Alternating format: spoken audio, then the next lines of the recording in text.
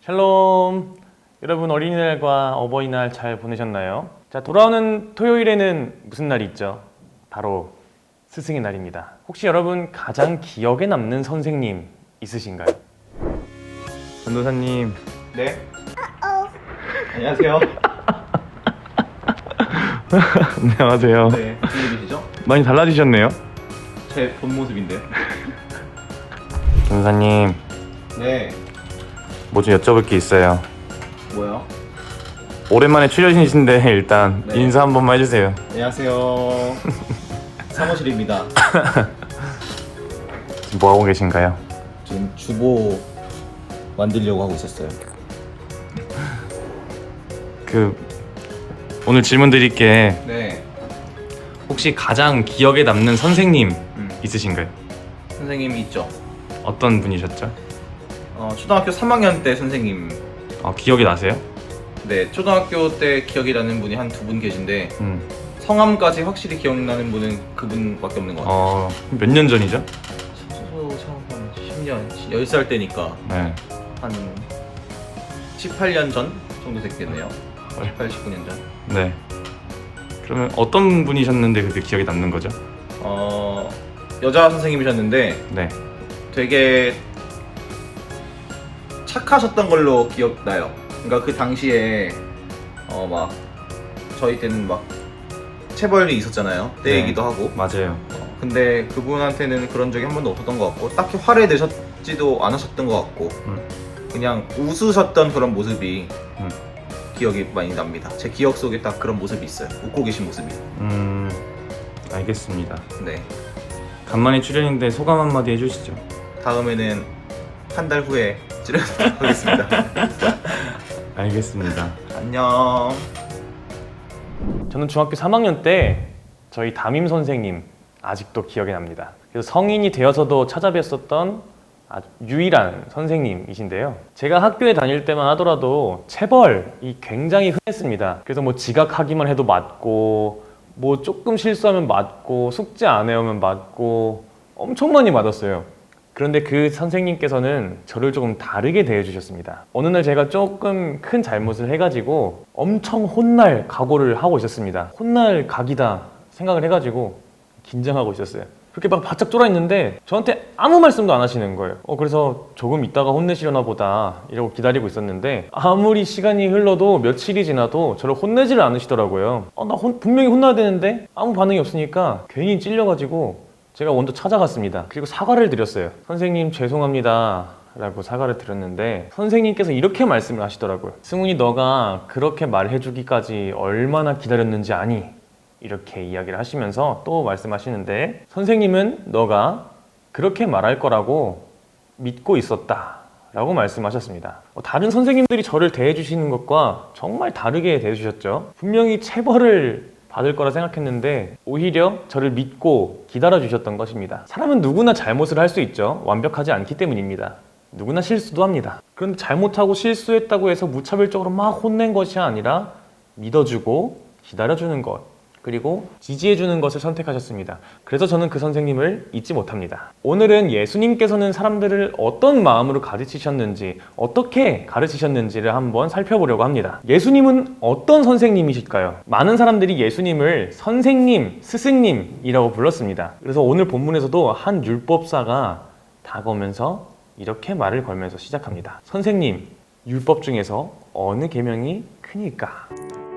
그 중에 한 율법사가 예수를 시험하여 묻되 선생님 율법 중에서 어느 계명이 크니이까?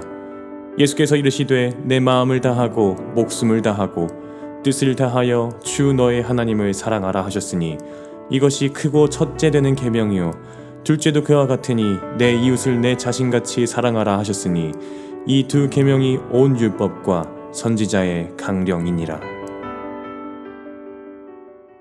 그 말에 예수님께서 대답하십니다. 내 마음을 다하고 목숨을 다하고 내 뜻을 다하여 하나님을 사랑하라. 그리고 내 이웃을 내 몸과 같이 사랑하라. 이렇게 말씀하시죠. 하나님을 사랑하는 것, 이웃을 사랑하는 것, 이것이 너희의 강령이니라 말씀하십니다. 여러분, 강령이라고 하면은 어떤 느낌으로 다가오시나요? 굉장히 강력한 명령처럼 다가오죠. 무조건 지켜내야 되는 것처럼 다가옵니다. 그런데 그런 생각을 가지고 있으면은 너무 스트레스를 받는 거예요. 우리는 주어진 것을 언제나 완벽하게 해낼 수 없습니다. 뭐 자신이 없는 분야가 있을 수도 있고요. 잘 못하는 것도 있을 수도 있고요. 때로는 실수도 할 수 있습니다. 그럴 때면 막 잘 해내지 못하는 나 자신이 좀 답답하게 느껴지기도 하죠. 안 그래도 나도 내가 답답한데 막 주변에서 막 혼내면서 넌 왜 그거밖에 못해? 막 이렇게 말하면은 더 답답해지죠. 막 엄청 스트레스 받고요. 예전에 한 친구와 대화를 나눈 적이 있었습니다. 지금 직장에서 일을 하고 있는데 일을 하면 할수록 자기의 부족함이 막 느껴진다는 거예요.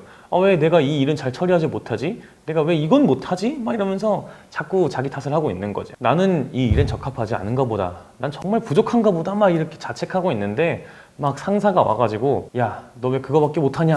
막 이렇게 화를 내면은 더 현타가 찾아오는 거죠. 한치의 오차도 없이 지켜놔야 되는 명령이 있다. 그런 생각에 사로잡히면 참 힘듭니다. 잘 해내지 못하는 나를 보면은 막 답답하고 화가 나고, 그리고 막 이제 그 일들이 막 버겁게 느껴지고 스트레스 받고 강박관념에 사로잡히게 되고 그렇죠. 그런데 강령이라는 말 뜻 자체가요, 그런 뜻이 아닙니다. 일의 근본이 되는 큰 줄거리라는 뜻인데, 이렇게 이해하면 쉬울 것 같아요. 여러분, 뜨개질하는 거 본 적 있으세요? 맨 처음에 큰 줄기 하나를 만듭니다. 그리고 그것을 토대로 한 땀 한 땀 뜨개질을 해나가기 시작하죠. 그거랑 마찬가지로 그물을 만들 때도 큰 줄기를 하나 만들고 거기서부터 그물을 꿰어 나가기 시작하는데요.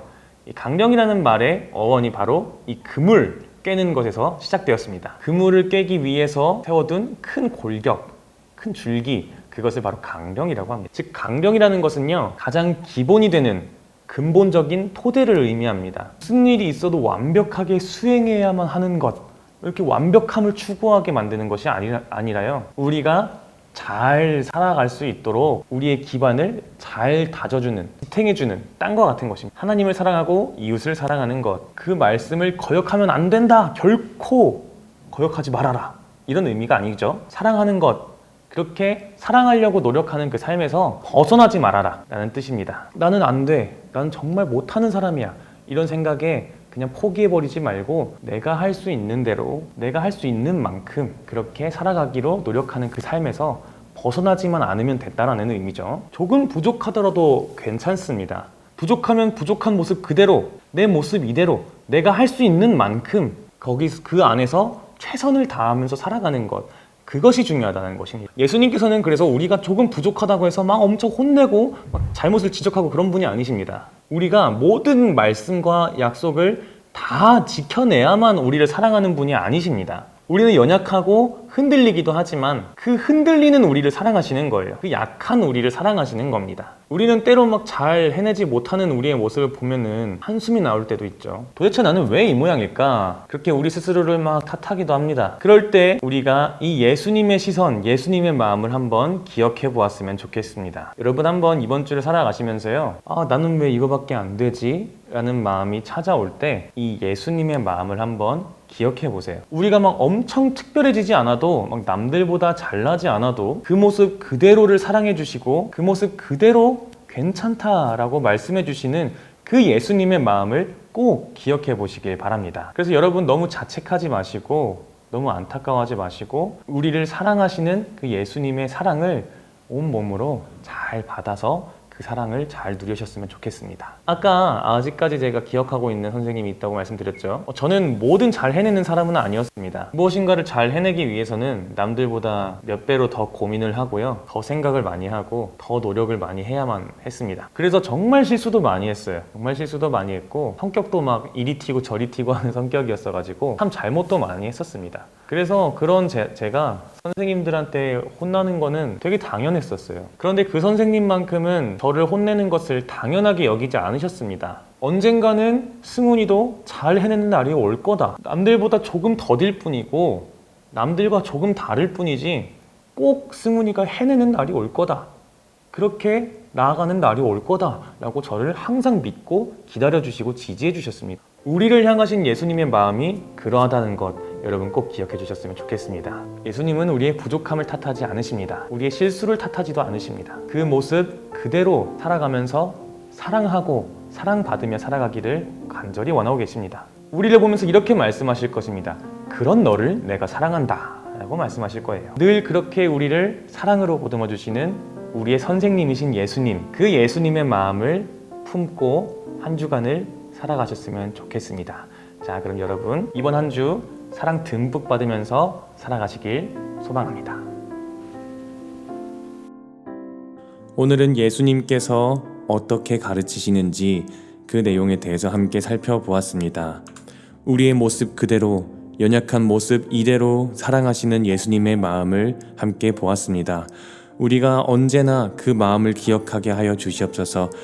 나를 있는 그대로 사랑하시는 예수님의 마음을 날마다 생각하면서 그 사랑을 듬뿍 받으며 지낼 수 있는 한 주 될 수 있도록 주님 함께하여 주시옵소서. 감사드리며 예수 그리스도의 이름으로 기도합니다. 아멘.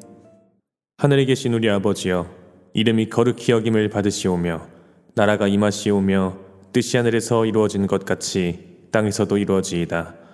오늘 우리에게 일용할 양식을 주시옵고 우리가 우리에게 죄 지은 자를 사하여 준 것 같이 우리 죄를 사하여 주시옵고 우리를 시험에 들게 하지 마시옵고 다만 악에서 구하시옵소서. 나라와 권세와 영광이 아버지께 영원히 있사옵나이다. 아멘.